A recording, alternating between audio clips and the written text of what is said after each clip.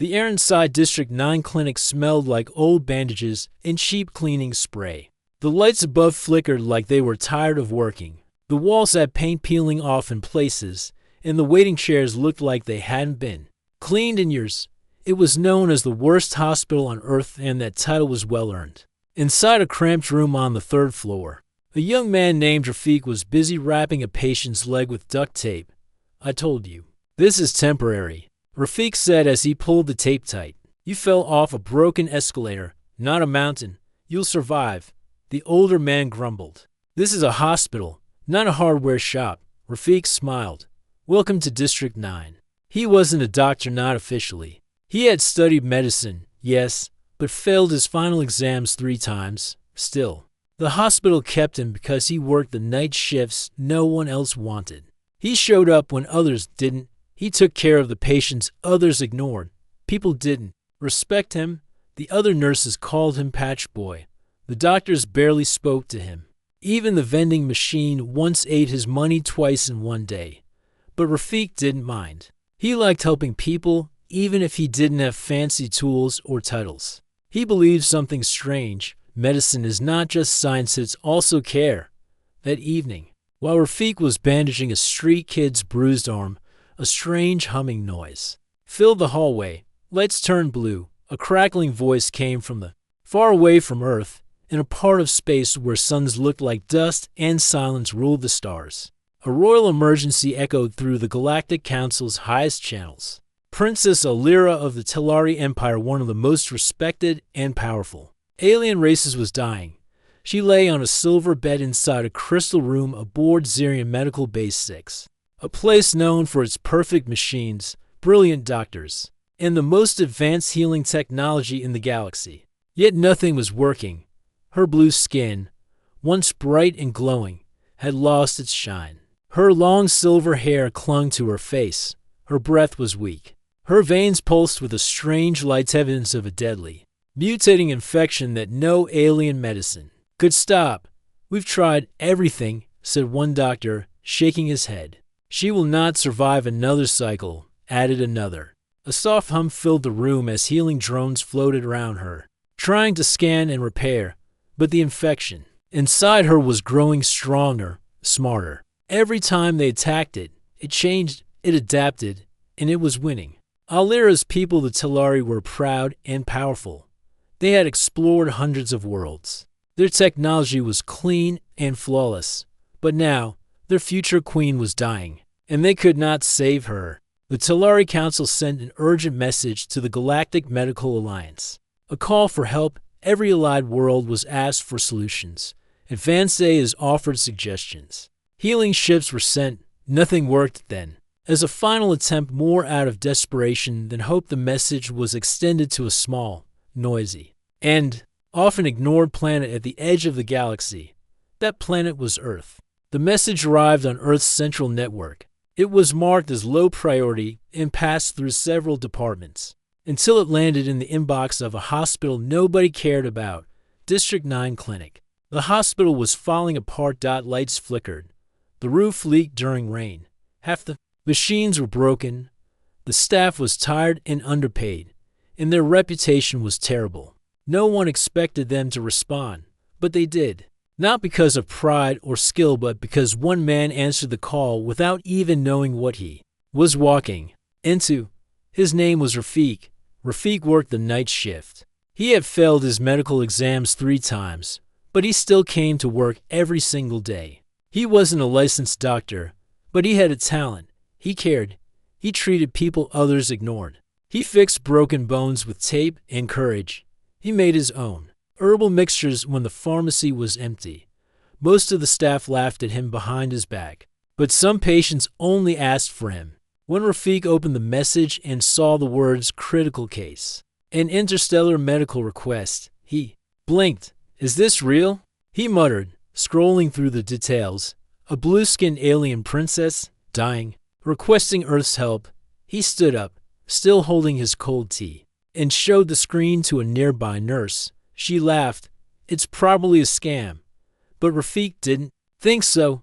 Something about the message felt urgent and honest. There were no volunteers. No one from Earth's top hospitals responded. So Rafik, without permission, without a team, and with only a small bag of tools, replied, "I'll go." Within 12 hours, a galactic drone ship arrived outside District 9 Clinic. The staff stood on the roof, watching it land. "It's real," someone whispered. The ship opened, revealing a smooth silver hallway glowing with blue light. A robotic voice called out, "Rafik, confirmed. You are now under care transport protocol. Destination, Zirian Base 6. Rafik stepped forward, carrying his old brown medical bag and wearing a wrinkled white coat. "You're really going?" asked a young intern. Rafik nodded. "She's a patient. That's enough for me." The ship closed behind him and flew into the stars. As the ship passed through light tunnels and curved across wormholes, Rafik sat quietly, reviewing the limited medical notes they had sent. The infection was strange, always changing, resisting logic. Every treatment made it stronger. "No pattern, no response to standard medicine," he whispered, flipping through alien terms and images. "This thing doesn't want to be cured." He looked at his small bag. Bandages, herbs, a few human antibiotics, and an old metal spoon he used for mixing. "Guess we're going to do this the hard way." Far ahead, on Zirian Base 6, Princess Alira's condition continued to worsen. The I-medics spoke in hushed codes. Doctors from 12 different planets stood helpless. The Talari guards stood in silence, hiding their sorrow behind their armor. A council doctor finally sighed. "We've contacted every system. No one has the cure." Another whispered, "Earth was our last chance. They said they were sending someone." The head medic looked up. "From Earth's top hospital?" "No." The reply came, slowly, from something called District 9. They stared in silence. And far away, in the quiet of deep space, Rafik looked out of the window of the drone. Ship stars passed like dust in a dream. He wasn't the smartest. He wasn't the strongest. But he had one thing others didn't. He never gave up. The ship landed gently on a massive floating platform in deep space. It looked like a shining silver flower in the dark, beautiful, but cold. Rafik stood by the window, staring at the stars. He had never left Earth before. Now, he was in a different part of the galaxy.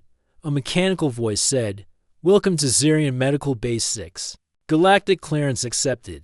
Human Rafik, prepare for transport." The door opened. A soft blue mist came in. Rafik coughed as the tall robots entered.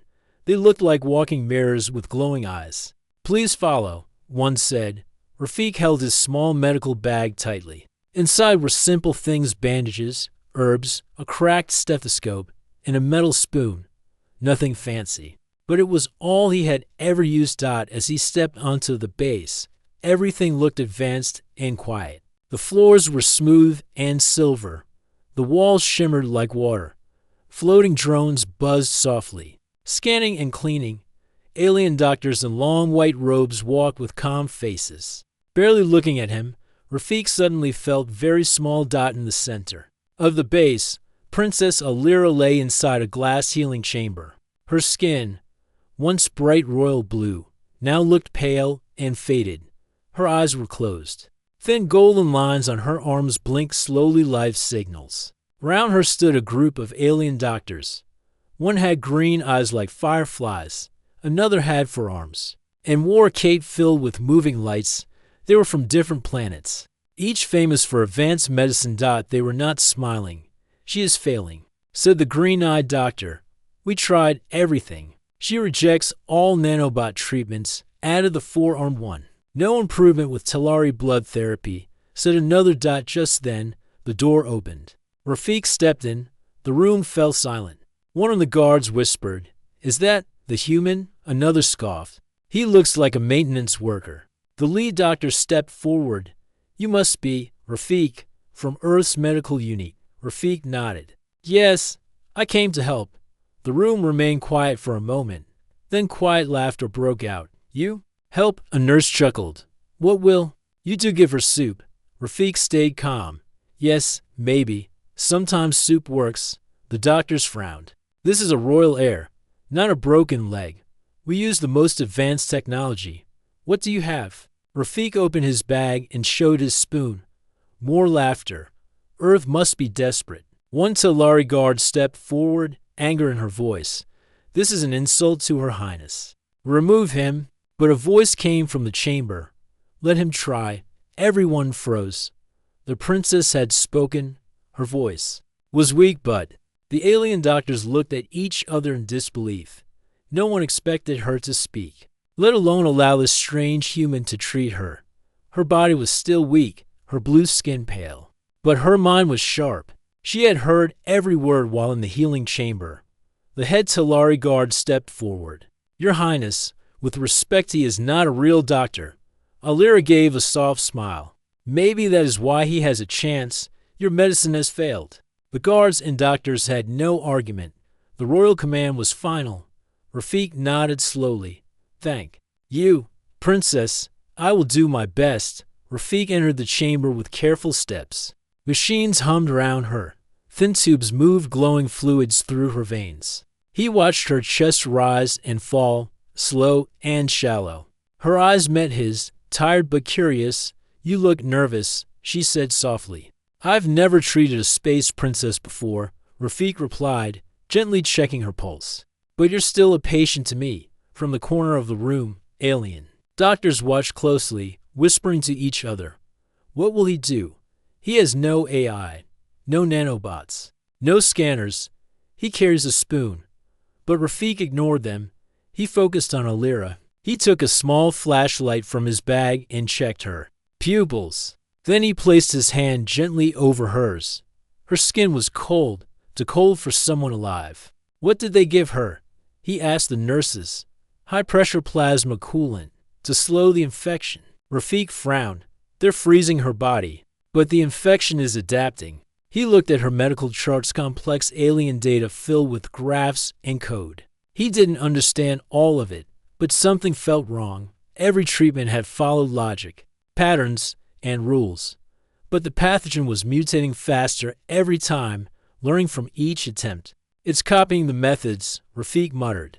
It's beating them at their own game. He turned to the staff. Stop the nanobot flow. One alien nurse looked horrified. That's dangerous, I know. The healing chamber was quiet, except for the soft hum of the machines. The nanobots were shut down. The AI had been disconnected. All advanced tools were paused. Rafik had taken control of the treatment. The alien doctors were not happy, but Princess Alira had given her royal order. No one could go against it. Rafik placed a warm cloth on her forehead. We're not going to freeze the problem anymore, he said. We're going to fight it like humans do. The Talari guards watched. Silently. One of them, a young female soldier named Vera, stepped closer. Are you sure this will work? Rafik glanced at her. No, but I know what won't work. The same failed ideas over and over. Rafik spent the next hours doing things that made the alien staff raise their eyebrows. He gave Alira a drink made from boiled herbs, earth plants known for fighting infections. He adjusted the light and heat inside the chamber manually. He even started talking to her constantly, telling her stories from Earth. He sat beside her, holding her hand. You know, once I had a patient with something very strange. His skin turned green. His eyes glowed. Everyone gave up. I gave him pepper soup. He survived. Alira gave a weak smile. You're joking. No, Rafik replied. He still visits the clinic. Still smells like pepper. Though her body was weak. Something inside her responded. Her heart rate steadied. Her breathing improved. It was slow, but it was progress.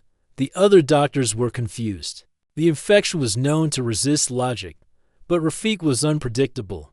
He didn't follow steps. He changed treatment every few hours. Sometimes he warmed her, other times cooled her. One hour he used earth fungi. The next he tried vibrations made from old human music. It's like the infection doesn't know what to do anymore, said Vera. Rafik nodded. Exactly. It expects perfect order. That's what all of you gave it, but I'm giving it chaos, and chaos is human. 3 days passed. Alira could now sit up slowly. Her color had returned slightly. She was still weak, but no longer fading. Rafik had dark circles under his eyes from lack of sleep. He didn't rest. He didn't stop. The alien doctors finally admitted what they didn't want to say. He's winning.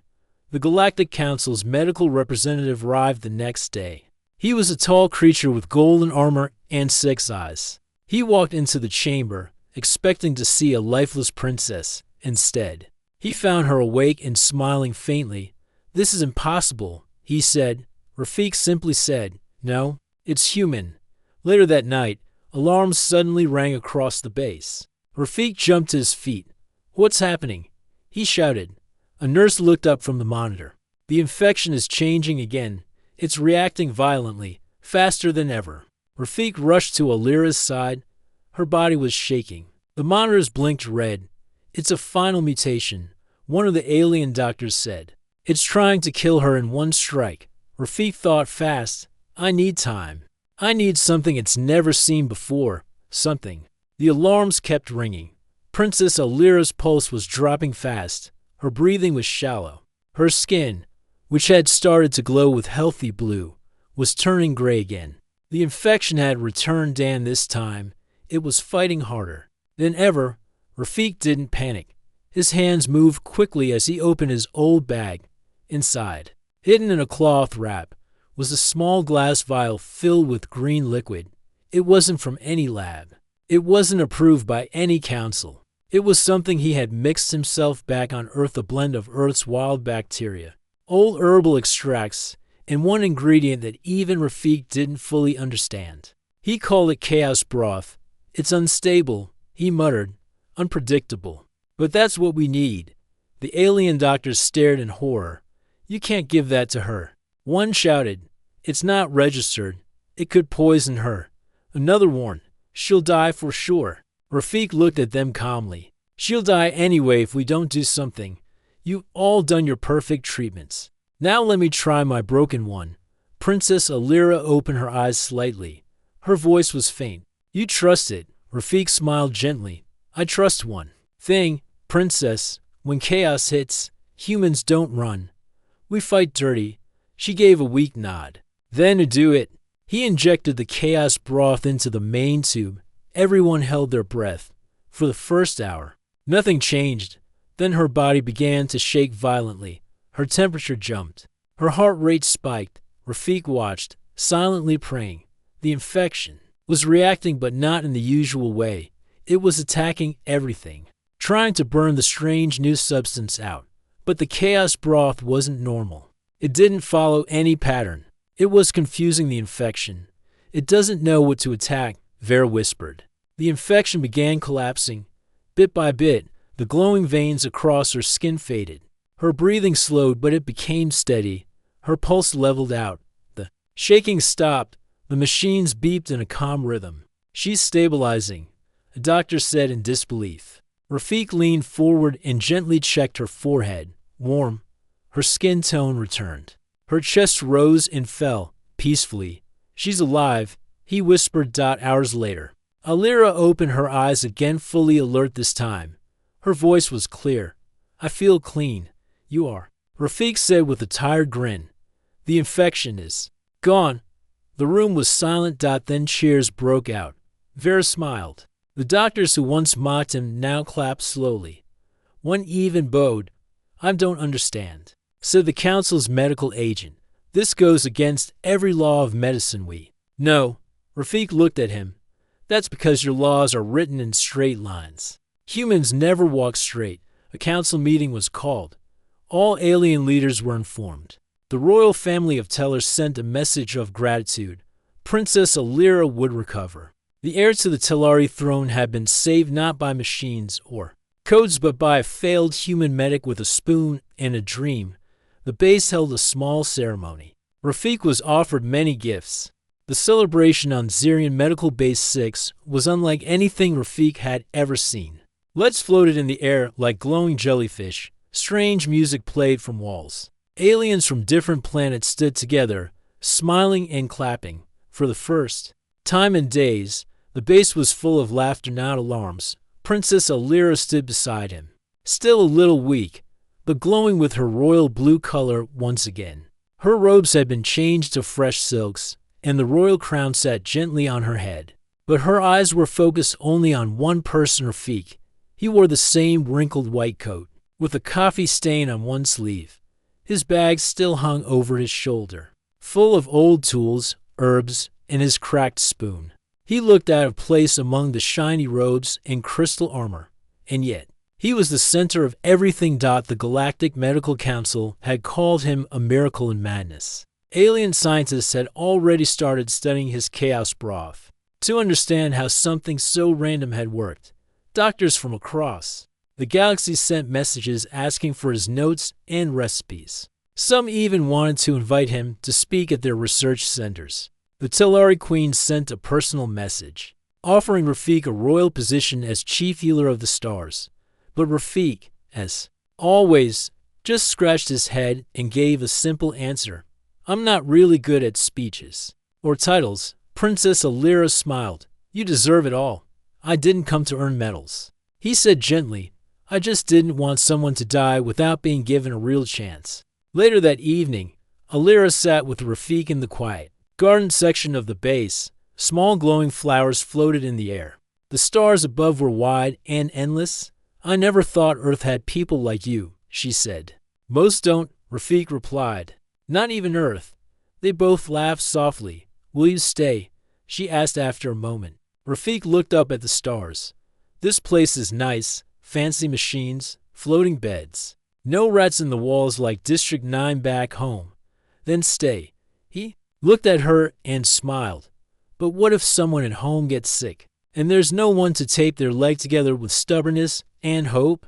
Alira's smile faded slightly. You're serious? He nodded.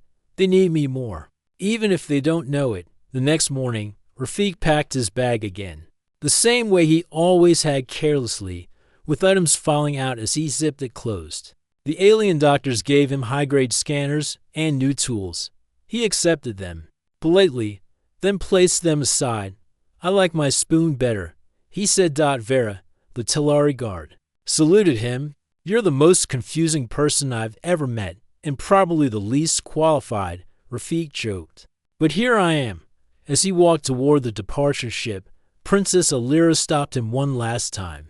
Thank you, she said, not just for saving my life, but for reminding me what care really means. Rafik gave her a small bow, but not a royal one, just a human one. Next time, visit Earth, he said.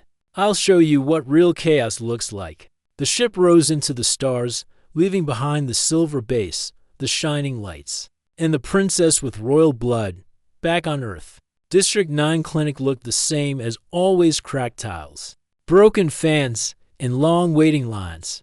But when Rafik walked through the door, the nurses stared. Weren't you in space? Yeah, Rafik said casually. But the tea's better here.